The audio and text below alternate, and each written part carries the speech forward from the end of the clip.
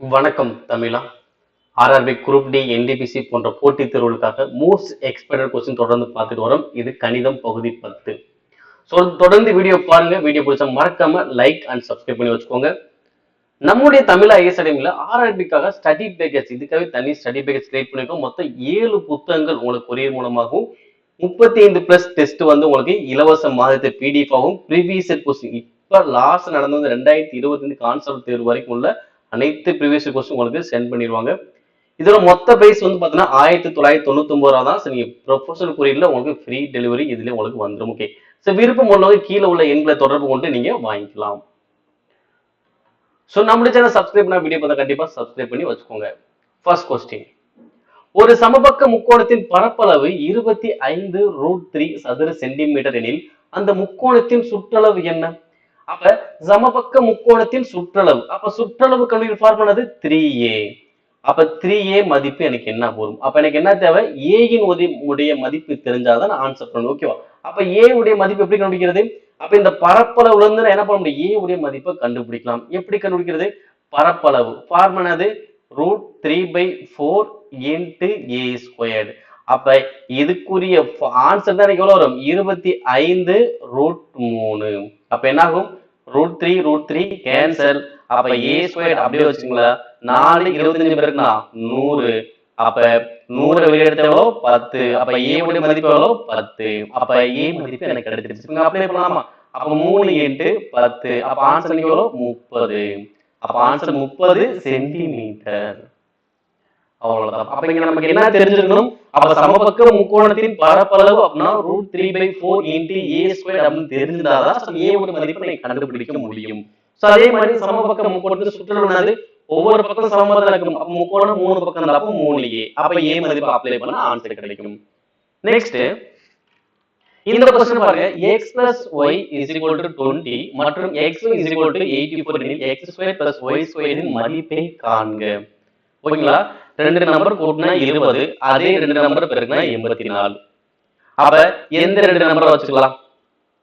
எந்த நம்பரை வச்சுக்கலாம் பாத்துக்கோங்க. ஓகேவா? இது நம்ம அப்படி கெஸ் பண்ணி கண்டுபிடிக்கிறதை விட ஓகே ரொம்ப சிம்பிள் என்ன கேட்கலாம்? x² + y² தான் கேட்கலாம். அப்ப x² + y² கேட்டாங்க அப்படின்னா நீங்க பண்ண வேண்டியது x + y ஸ்கொயர் பண்ணுங்க -2 இந்த x y பெருக்கி டிவைட் பண்ணுங்க. அவ்வளவுதான். ஓகேவா? இப்ப பாருங்க x + y எவ்வளவு? 20. அப்ப 20 ஸ்கொயர் பண்ண போறேன் -2 x y பெருக்க போறேன் 84. ஓகேங்களா? அப்ப எனக்கு என்ன வரும்?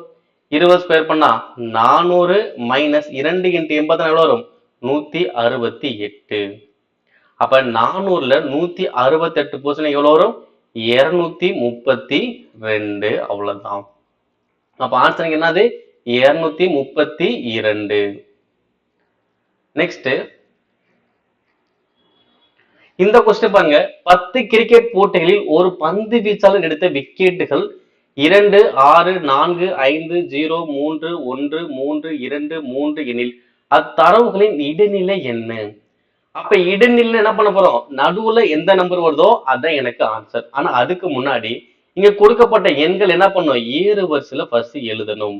ஏறு வரிசை எழுதிட்டா நடுவுல எது வரும் பார்க்கணும். ஓகே, இப்ப ஏறு வரிசை எழுதலாம். ஃபர்ஸ்ட் 0 வந்து ஒரு முறை தான் வந்திருக்கு. அடுத்து 1 ஒரு முறை தான் வந்திருக்கு. அடுத்து 2 எத்தனை முறை வந்திருக்கு? 1 இங்க ஒரு 1 மொத்தம் 2 முறை 2 வந்திருக்கு. அடுத்து 3 இங்க ஒரு 3 இங்க 1 இங்க 1 மொத்தம் 3 இருக்கு. அடுத்து 4 ஒரு முறை, 5 ஒரு முறை, 6 ஒரு முறை. அப்ப அனைத்து எண்கள் எழுதியாச்சுங்களா? இப்ப பாருங்க எத்தனை நம்பர் இருக்கு? 3 4 6 8 10. அதே மாதிரிங்க 2 4 6 8 10. ஓகேங்களா? அப்ப அங்குள்ள 10 எண்களை நான் ஏறு வரிசைப்படி எழுதியாச்சு. இப்ப என்ன பண்ண போறோம்? நடுவுல எந்த நம்பர் வரும்? நடுவுல எந்த நம்பர் வரும்? ஃபர்ஸ்ட் லாஸ்ட் விலைக்கிட்டே வந்து உங்களுக்கு ஈஸியா தெரிய போகுது. அவ்வளவுதான். அப்ப நடுவுல என்ன நம்பர் இருக்கு? நடுவுல 2 நம்பர் இருக்கு. அந்த 2 நம்பர் விளைக்க கூடாது. அப்ப எதுவுமே இல்லாம போயிடும். ஓகேவா?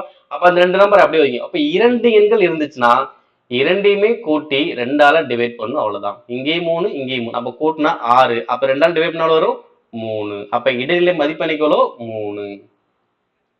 நெக்ஸ்ட், இந்த கொஸ்டின் பாருங்க. ஒரு செவ்வகத்தின் மூலை விட்டத்தை அதன் ஒரு பக்கமாக கொண்ட ஒரு சதுரமானது உருவாக்கப்படுகிறது. சதுரத்தின் பரப்பளவானது செவ்வகத்தின் பரப்பளவை விட 108 1/3% அதிகம். செவ்வகத்தின் சுற்றளவு 28 அலகுகள் எனில் செவ்வகத்தின் பக்கங்களுக்கு இடையான வேறுபாட்டை கண்டறியவும். ஓகேங்களா? சோ இப்ப பாருங்க என்ன பண்றாங்க, ஒரு செவ்வகம் இருக்கு, அந்த செவ்வகத்துல மூலை விட்டம், ஓகேங்களா, அந்த மூலை விட்டம் இருக்கு பாத்தீங்களா, இந்த மூலை விட்டத்தை ஒரு பக்கமா உள்ளது. ஓகே, அந்த மூலை விட்ட மதிப்பு எவ்வளவு வருதோ, ஓகே, இப்ப இங்க எக்ஸ் வருதுன்னா அப்ப சதுரம் வந்து எனக்கு எப்படி இருக்குன்னா, இங்க எக்ஸ், இங்க எக்ஸ், இங்க எக்ஸ், இங்க எக்ஸ், எனக்கு இந்த மாதிரி ஒரு சதுரத்தை உருவாக்கி இருப்பாங்க. ஓகே, மூலை விட்ட மதிப்பு தான் சதுரத்தின் பக்கத்தின் மதிப்பு. ஓகே, இப்ப அடுத்து என்ன சொல்றாங்க, செவ்வகத்தின் சுற்றல் எவ்வளவு சொல்றாங்க. செவ்வகத்தின் சுற்றல் எவ்வளவு, 28. அப்ப செவ்வகத்தின் சுற்றல் ஃபார்முலா 2l plus b. அப்ப 2l plus b தான் 28. அப்ப l plus b மதிப்பு எவ்வளவு வரும், ஓரன் ரெண்டு இங்க அடிச்சா 14. ஓகேங்களா? அப்ப நீளத்தையும் அகலத்தையும் கூட்டினா 14. அப்ப எந்த ரெண்டு நம்பர் நான் எடுக்கலாம்னு கெஸ் பண்ணுங்க. ஓகேங்களா? எந்த ரெண்டு நம்பர் எடுக்கலாம், 8 6 அப்படின்னு எடுக்கலாம். ஓகேங்களா? 8 6 அப்படின்னு எடுத்தோம்னா எனக்கு எவ்வளவு வரும், 14 வரும். ஓகேங்களா? அப்ப நீளம் 8 அகலம் எவ்வளவு 6 அப்படின்னு வரும். அப்ப இந்த இரண்டு எண்களுக்கான வித்தியாசம் எவ்வளவு வரும், 2 வரும். அவ்வளவுதான். ஓகேங்களா? வேணுமா என்ன பண்ணலாம், கொஸ்டின் பண்ணி நம்ம செக் பண்ணி பார்க்கலாமா? எப்படி செக் பண்ணி பார்க்க போறோம்னா, செவ்வகத்தின் பரப்பளவு கண்டுபிடிக்கிறோம், சதுரத்தின் பரப்பளவு கண்டுபிடிக்கிறோம். இப்ப சதுரத்தின் பரப்பளவு ஃபார்முலாது a², செவ்வகத்தின் பரப்பளவு ஃபார்முலாது l × b. அப்ப நீளம் × அகலம் மதிப்பு எவ்வளவு, 8 × 6 அப்ப எவ்வளவு, 48. அப்ப செவ்வகத்தின் பரப்பளவு 48. இப்ப சதுரத்தின் பரப்பளவு என்னது, இந்த மூலை விட்டது தான் எனக்கு சதுரத்தின் பக்கமா. அப்ப இது செவ்வகத்தின் மூலை விட்டம் எனக்கு என்ன வரும், மூலை விட்டம் l² + b². அப்ப 8 ஸ்கொயர் பண்ணனும், 6 ஸ்கொயர் பண்ணனும். 8 ஸ்கொயர் பண்ணா 64, 6 ஸ்கொயர் பண்ணா 36, ரெண்டுமே கூட்டினா 100, 100 வெளிய எடுத்தா 10. அப்ப மூலை விட்ட மதிப்பு எவ்வளவு, 10. அப்ப சதுரத்தின் பக்கம் எவ்வளவு, 10. அப்ப 10 ஸ்கொயர் எவ்வளவு, 100. அப்ப சதுரத்தின் பரப்பளவு 100, செவ்வகத்தின் பரப்பளவு 48. ஓகேங்களா? அப்ப 48ல இருந்து 100 வரணும் அப்படின்னா எனக்கு எவ்வளவு இன்க்ரீஸ் ஆயிருக்கும், எத்தனை சதவீதம் இன்க்ரீஸ் ஆயிருக்கும்னா கிட்டத்தட்ட எவ்வளவு இருக்கும், 108 1/3% அதிகரிச்சு. இது எப்படி கண்டுபிடிக்கலாம், ரெண்டுக்குள்ள டிஃபரன்ஸ். இப்ப 100க்கும் 48 டிஃபரன்ஸ் எவ்வளவு, 52 வகுத்தல் முதல் மதிப்பு எவ்வளவு, 48 இன்ட்டு 100. ஓகேங்களா? இப்ப அடிக்கலாமா, இங்க அடிச்சா எவ்வளவு வரும், 25. இங்க அடிச்சோம்னா 12. அடுத்து இங்க அடிக்கலாமா, 3 12, இங்க 13 52. அப்ப 13 × 25 வகுத்தல் 3. மொத்தமா பெருக்கி நீங்க என்ன பண்ணலாம், அடிக்கலாம். அப்ப மொத்தம் எவ்வளவு வந்திருக்குன்னா 108 1/3% வந்திருக்கும். அப்ப அதிகரிப்பு சதவீதம் 108 1/3% வந்திருக்கும். ஓகேங்களா? சோ நம்ம இதுலயே முதல்ல கெஸ் பண்ணி கண்டுபிடிச்சிடலாம். ஓகேங்களா?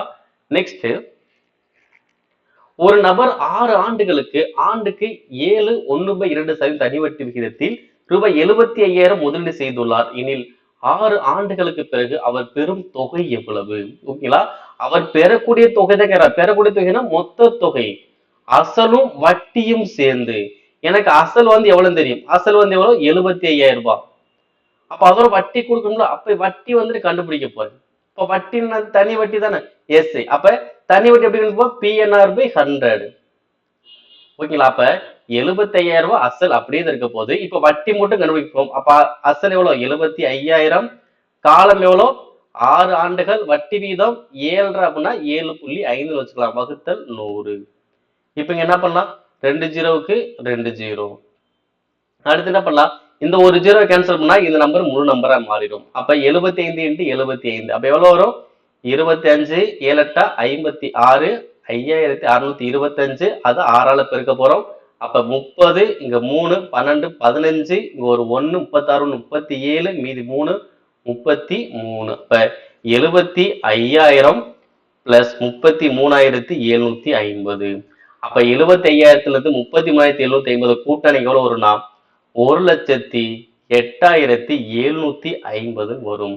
அப்ப எவ்வளவு தொகை கொடுக்கணும், 1,08,750 ரூபாய் கொடுக்கணும். Next, 2/3 × 3/3 × 6/3 6m. இந்த சமன்பாடு சரியாக இருக்கும் வகையில் m இன் மதிப்பு என்ன? இப்ப பாருங்க, 2/3 × 3/3 × 6/3 6m. அப்ப எனக்கு 6 m வரதுனால இதை என்ன பண்ண போறேன்னா, இங்க 6/3 எதுவும் பண்ண போறதில்ல, இதை மட்டும் மாத்த போறேன். இது ரெண்டு எப்படி மாத்த போறேன்னா, 2 இன்ட்டு 3 இந்த அடுக்கு வந்து ஒரே மாதிரி தான் இருக்கு, அப்போ 3 வச்சுக்கலாம். ஓகேவா? இந்த 3 உள்ளே வரும், இந்த 3 இங்கே வரும். அப்ப 2 அடுக்கு 3 இன்ட்டு 3 அடுக்கு 3. அப்ப இந்த அடுக்க பொதுவா நான் வெளியே எடுத்துக்கிட்டேன். ஓகேங்களா? Into 6 cube. ஓகே, அப்ப என்ன வரும்? 2 இன்ட்டு 3 பெருக்கல் 6. அப்ப 6 கியூப் இன்ட்டு 6 கியூப். ஓகேவா? இதோட ஆன்சர் 6 கியூப், இதோட 6 கியூப். ஏன்னா அதுக்கு பெருக்கல். அப்ப இந்த சைடு என்ன இருக்கு? 6 அடுக்கு m. ஓகேவா? அப்ப அடிமானம் சமம். அப்ப அடிமானம் சமம் தான் அடுக்குல என்ன பண்ணும்? பெருக்கல்ல கூட்டணும். அப்ப 6 அடுக்கு 6. அப்ப 6 அடுக்கு m. அப்ப m உடைய மதிப்பு எவ்வளவு வரும்? 6. Answer option A. நெக்ஸ்ட், ஒரு பொருளை ரூபாய் 19.50க்கு விற்பதன் மூலம் ஒரு டீலர் 30% லாபத்தை ஈட்டுகிறார் எனில் அவர் 40% லாபம் பெற அவர் தனது விற்பனை விலையை எவ்வளவு உயர்த்த வேண்டும்? ஓகேங்களா? ரொம்ப சிம்பிள். அப்ப 30% லாபம். அப்ப லாபம்னா 100ஓட கூட்டணும். அப்ப எவ்வளவு? 130%. அப்ப 130% தான் 19 ரூபாய் 50 பைசா. அப்ப 40% லாபமா? அப்ப 40% லாபம்னா 100ஓட கூட்ட போறேன். அப்ப 140%னா எவ்வளவு வரும்னு பாருங்க. எவ்வளவு வருதோ இந்த தொகைக்கும் இந்த தொகைக்கான வித்தியாசம் பார்த்தா உங்களுக்கு தெரிஞ்சிடும். ஓகேவா? அப்ப 130% 19,000 ரூபாய்னா 140% எவ்வளவு வரும்? அப்ப சதவீதனால என்னது? நேர் விகிதம். அப்ப நேர் விகிதம் என்ன பண்ணுவோம்? தலைகீழா போடுவோம். அப்ப 140 வகுத்தல் 130 இன்டு 19.50. இப்ப அடிக்கலாமா? ஒரு ஜீரோவுக்கு ஒரு ஜீரோ. ஒரு 19 இங்க அடிச்சா ஒரு 19 மீதி 6, இங்க ஒரு 5. அப்ப 65ல 5. அப்போ 1.5. ஓகேவா? அப்ப 14 இன்ட்டு 1.5. ஓகே, பெருக்குன எவ்வளவு வரும்? 14 15 பெருக்குனா 20, இங்க 2 5 7 4 1 0 1 2. அப்ப ஒரு நம்பர் பாயிண்ட் வைக்கணும், 21. அப்ப எவ்வளவு வரும்?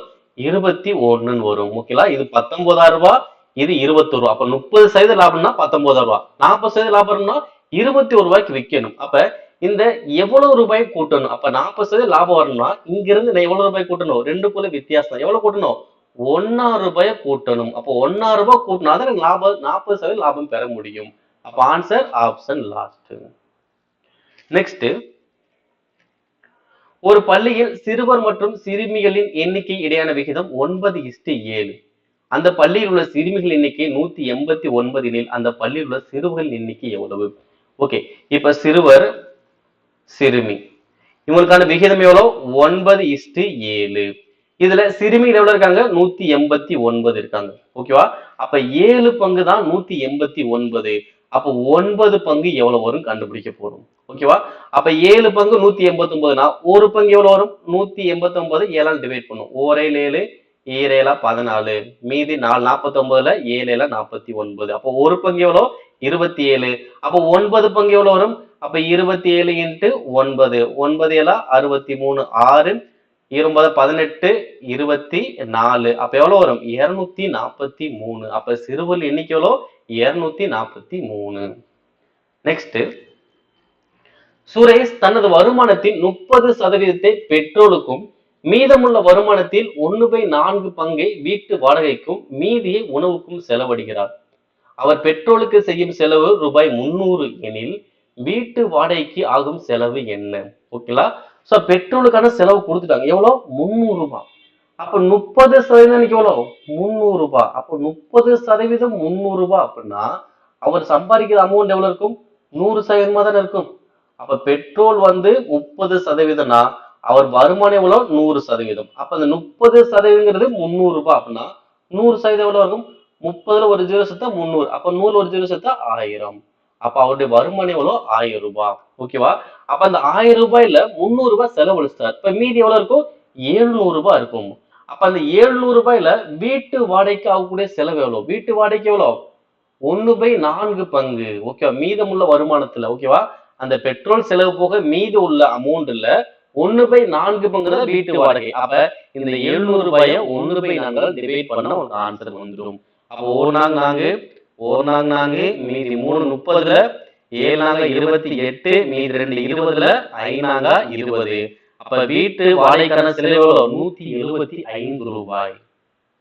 Answer option C. நெக்ஸ்ட், ஒரு பொருளின் குறிக்கப்பட்ட விலை ரூபாய் 2000. ஆனால் கடைக்காரர் அதன் விற்பனையில் 20% மற்றும் 15% என தொடர் தள்ளுபடிகளை வழங்கினார்கள். கடைசியில் அவர் அப்பொருளை எவ்வளவு விலைக்கு விற்றார்? ஓகே, இப்ப ஃபர்ஸ்ட் குறிக்கப்பட்ட விலை எவ்வளவு இருக்கு? 2000 ரூபாய். எவ்வளவு இருக்கு? 2000. ஃபர்ஸ்ட் என்ன பண்றாரு? 20% டிஸ்கவுண்ட் தரார். அப்ப 20% டிஸ்கவுண்ட் கழிக்கப்படும். அப்ப 20% வரும் 10% 200 ரூபாய். அப்ப 20% எவ்வளவு? 400 ரூபாய். அப்ப 400 ரூபாய் என்ன பண்ண போறோம்? கழிக்க போறோம். அப்ப 2000 400 போச்சுன்னா 1600. அடுத்து என்ன பண்ண போறாரு? 15% தள்ளுபடி பண்றாரு. இந்த அமௌண்ட்ல 15% எனக்கு 10% 160, 5% 80. அப்ப 240 ரூபாய். அப்ப 1600ல 15% எனக்கு வரும் 240 ரூபாய். இப்ப இந்த 240 கழிங்க. அப்ப 0 வந்துரும். 10 4 போச்சுன்னா 6, 5 2 போச்சுன்னா 3, இங்க 1. அப்ப விற்பனை விலை எனக்கு எவ்வளவு இருக்கும்? 1360 இருக்கும். நெக்ஸ்ட், ஒரு கோளத்தின் ஆரம் பாதியாக்கப்பட்டால் அதன் புதிய கன அளவானது அதன் அசல் கன அளவில் டேஸ் ஆக மாறும். ஓகேவா? அப்ப கோளத்தின் ஆரம் என்ன பண்றாங்க? பாதியாக்கவே சொல்றாங்க. ஓகே, இப்ப ஆரம் வந்து 1ன்னு வச்சுக்கோ. இந்த 1 பாதியாக்குனா என்ன வரும்? 1/2 வரும். அவ்வளவுதான். ஓகே, இப்ப ஆரம் 1 இருந்துச்சுன்னா அதை பாதியாக்குனா 1/2. இங்க 2 இருந்துச்சுன்னா இங்க பாதியாக்குனா 1. இங்க 4 இருந்துச்சுன்னா பாதியாக்குனா 2. ஓகே, அவ்வளவுதான் கான்செப்ட். இப்ப கன அளவு வந்து எப்படி இருக்குன்னு கேட்டாங்க. ஓகேவா? அப்ப கோளத்தின் கன அளவு ஃபார்முலா 4/3/r3. ஓகே, இதான் எனக்கு ஃபார்முலா. இதுல கான்ஸ்டன்டான விஷயத்தை விட்டுடும். இந்த 4/3 இந்த பை இதெல்லாம் விட்டுடும். இந்த r3 மட்டும் தான் நீங்க பார்க்கணும். ஓகேங்களா? அப்ப r மதிப்பு எவ்வளவு? 1 அப்படின்னா 1 கியூப். அப்ப இங்க எனக்கு 1/2னா 1/2 கியூப். அப்ப 1 கியூப் 1 தான். இங்க எவ்வளவு வரும்? 1/2 கியூப் எவ்வளவு? 8. அப்ப அப்ப அசல் கன அளவு போல எத்தனை மடங்கா மாறுது? 1/8 மடங்காக மாறும். அவ்வளவுதான். ஆன்சர் என்னது? Option A. நெக்ஸ்ட், பின்வரும் கோவையை சுருக்கவும். கண்டுபிடிச்சாங்களா? அப்ப இதுக்கு என்ன பண்ண போறோம்? First cross multiply. அப்ப sin θ sin θ இருக்குன்னா sin ஸ்கொயர் θ பிளஸ், அப்ப 1 பிளஸ் cos θ, இங்க 1 பிளஸ் cos θ. அப்ப என்ன? 1 பிளஸ் cos θ ஸ்கொயர் ஆயிருமா? 1 பிளஸ் cos θ ஸ்கொயர். அப்ப a plus b whole square. அப்ப a plus whole square formula அது a square plus b square plus 2ab வகுத்தல் கீழ் உள்ளது அப்படியே இருக்குன்னா 1 பிளஸ் cos θ இன்டு sin θ. இப்ப என்ன பண்ண போறோம்னா sin ஸ்கொயர் θ cos ஸ்கொயர் θ மதிப்பு எவ்வளவு வரும்? sin square θ plus cos square θ மதிப்பு எவ்வளவு? 1. அப்ப இந்த ரெண்டு மதிப்பையும் தூக்கிட்டு எவ்வளவு போடலாம்? 1ன்னு போடலாம். அப்ப 1 பிளஸ் ஆல்ரெடி ஒரு 1 இருக்கு plus 2 cos θ divided by 1 plus cos θ sin θ. Okay, இப்ப இந்த 1 1 கூட்டினா 2. அப்ப 2 plus 2 cos θ divided by 1 plus cos θ into sin θ. Okay, இப்ப என்ன பண்ணலாம்? இந்த ரெண்டை காமனா வெளியே எடுத்தோம்னா அப்ப 2 வெளியே எடுத்த உள்ள இருக்கும் 1 plus cos θ divided by 1 plus cos θ sin θ. அப்ப எனக்கு என்ன ஆகும்? 1 plus cos θ 1 plus cos θ cancel. அப்ப 2 அப்படியே வைங்க. அப்ப 2 போய் ரிமைனிங் என்ன இருக்கும்? 1 பை sin இருக்கும். 1 பை sin எனக்கு என்னது? கொசிகன் θ. அப்ப ஆன்சர் என்னது? 2 கொசிகன் θ அப்படின்னு வரும். Answer option C. நெக்ஸ்ட், 3 எண்கள் 1:2:5 என்ற விகிதத்தில் உள்ளன. அவற்றின் மீ போமா 1600 எனில் மீ போக்கா என்ன? அப்ப கச்சிசியம் கேட்டாங்கன்னா ஒண்ணுமே இல்ல, எல்சியம் மதிப்பை எழுதுங்க. எழுதிட்டு அந்த விகிதங்களை கீழே போடுங்க. அவ்வளவுதான். அப்ப எல்சியம் மதிப்பு எவ்வளோ? 1600. எல்சியம் இந்த விகிதங்களை பெருக்கணும் சார். இப்போ விகிதங்கள் என்ன பண்ணணும்? பெருக்கணும். அப்ப எல்சியம் மதிப்பு 1600. விகிதம் என்ன இருக்கு? 1:2:5. அப்ப மொத்தம் பெருக்கணும் 10. 10க்கு என்ன பண்ணலாம்? ஒரு 0 கேன்சல் பண்ணிடலாம். அப்ப கச்சிசியம் வரும் 160. அவ்வளவுதான். அப்ப எல்சிஎம் இந்த விகிதங்களை பெருக்கி டிவைட் பண்ணாலே போதுமானது. ஆன்சர் 160. நெக்ஸ்ட்,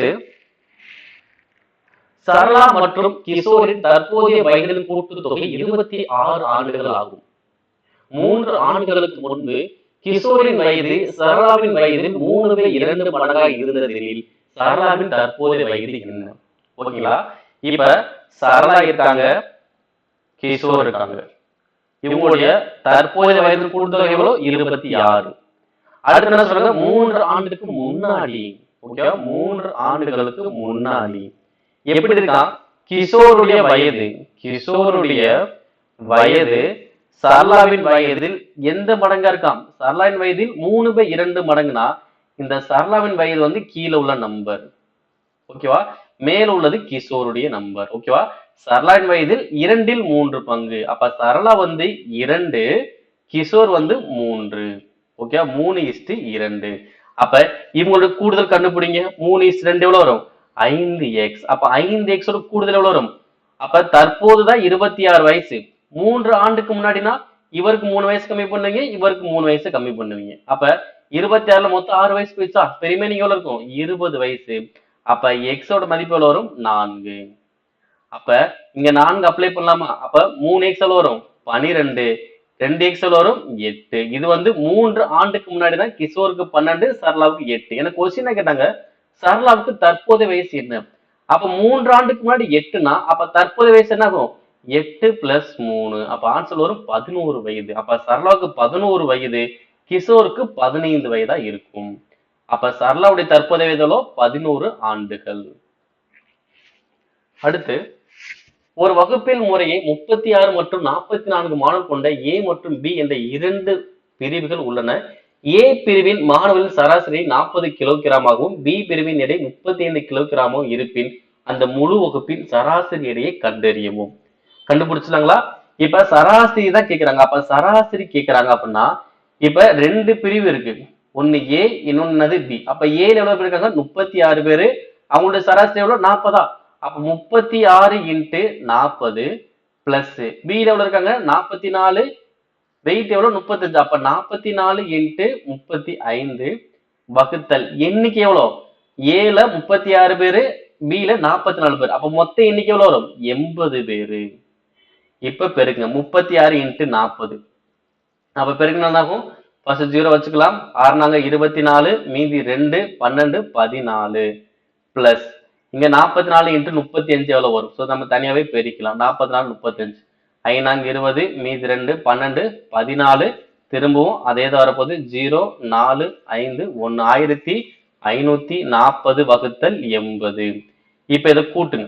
1440, 1540 எவ்வளவு வரும்?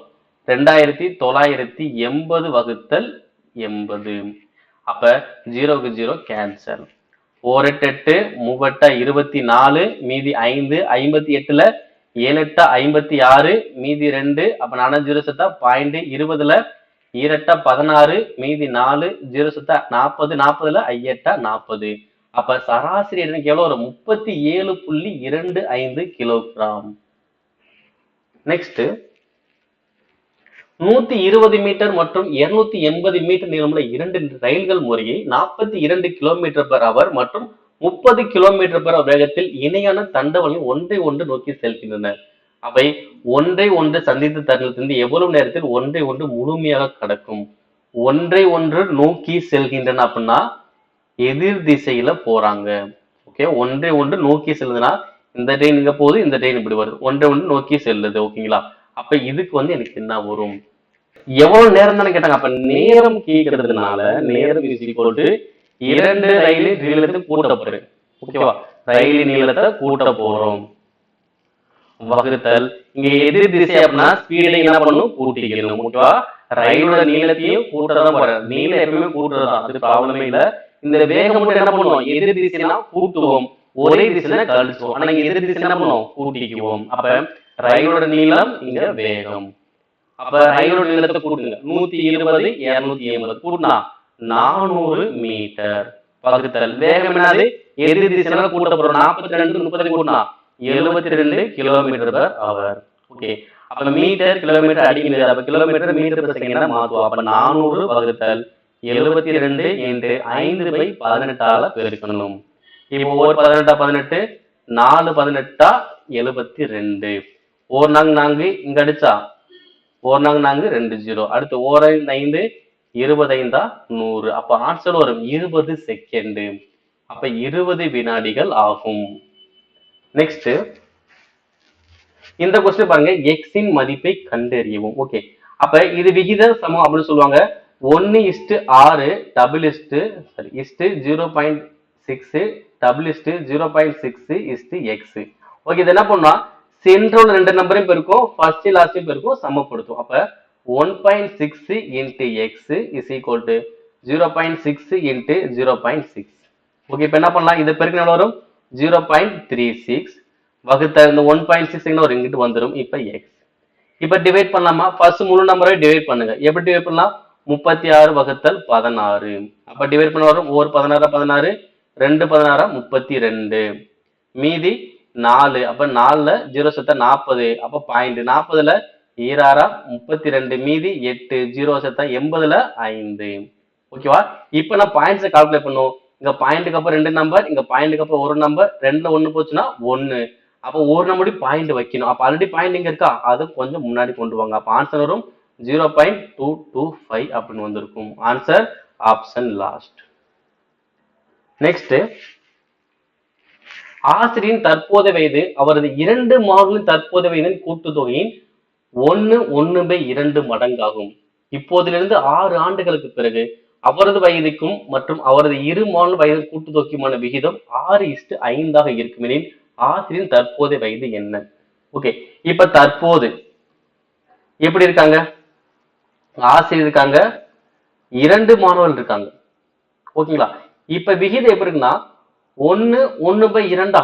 அப்ப இதை சுருக்கினா வரும் 2 3/2 வரும். அப்ப மாணவருடைய விகிதம் 2, ஆசிரியர் விகிதம் எவ்வளவு? 3. அப்ப 3:2. ஓகேவா? அப்ப 2 மாணவர் கூடுதல் 2, ஆசிரியர் கூடுதல் எவ்வளவு? 3. ஓகேவா? அடுத்து என்ன சொல்றாங்க? 6 ஆண்டுகளுக்கு பிறகு. அப்ப 6 ஆண்டுகள் பிறகுங்கும் போது இங்க 6 கூடும், இங்க எவ்வளவு கூடும்? 12 கூடி இருக்கும். ஓகேங்களா? ஏன்னா இங்க ஒரு ஆள்னால 6 கூடுது, இங்க என்ன ஆகுது? 2 பேர்னால 12 கூடும். இப்ப விகிதம் என்ன வருது? 6:5 இருக்கும். 6:5 இருக்கும். ஓகேங்களா? இப்ப எப்பயும் போல நார்மல் மெத்தட் தான். 5 5 2 12. அப்ப 12 15 டிஃபரன்ஸ் வரும் 3x. அப்ப 3x இஸ் ஈக்குவல் டு கீழே உள்ள விகித வித்தியாசம் எவ்வளோ? 1. இங்க எவ்வளோ? 6 ஆண்டுகள். இந்த ஆண்டுகளுக்கான வித்தியாசம் எவ்வளோ? 6. ஓகே, அப்போ 1 × 6 × 6. அப்ப எவ்வளவு வரும்? 36. ஓகேவா? அப்ப எக்ஸோட மதிப்பு எவ்வளோ? 12. அப்ப இந்த எக்ஸ் மதிப்பு என்ன பண்ணும்? இங்கதான் அப்ளை பண்ணும். அப்ப 3x எவ்வளோ? 36. 2x எவ்வளோ? 24. இப்ப கொஸ்டின் தான் கேட்டாங்க, தற்போதைய வயசு தான் கேட்டாங்க. அப்ப ஆசிரியர் தற்போதைய வயசு எவ்வளோ? 36. நெக்ஸ்ட்,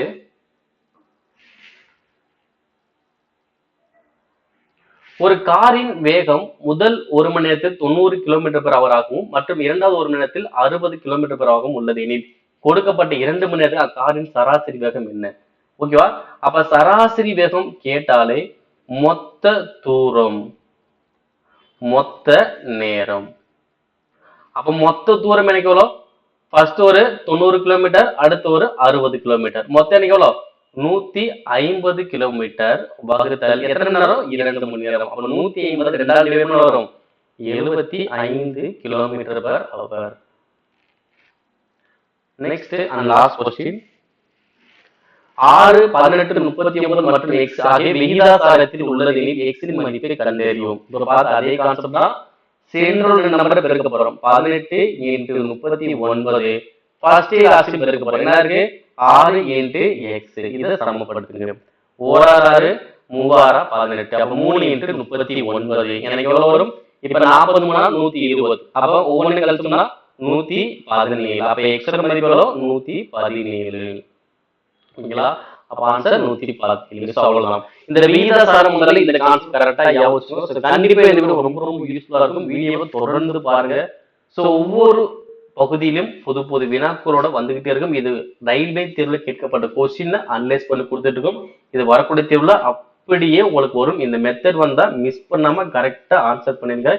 எதையுமே அலட்சியம் பண்ண வேணாம். ஒவ்வொரு வினாவும் ரொம்ப முக்கியம். நம்ம வாழ்க்கைக்கு அது ரொம்ப தேவைப்படும். ஓகே, இந்த வீடியோ பிடிச்சா மறக்காம லைக் அண்ட் சப்ஸ்கிரைப் பண்ணி வச்சுக்கோங்க. உங்க நண்பருக்கும் பகிருங்க. உங்களிடம் விடைபெறுவது தமிழா IAS அகாடமி கார்த்திக். நன்றி.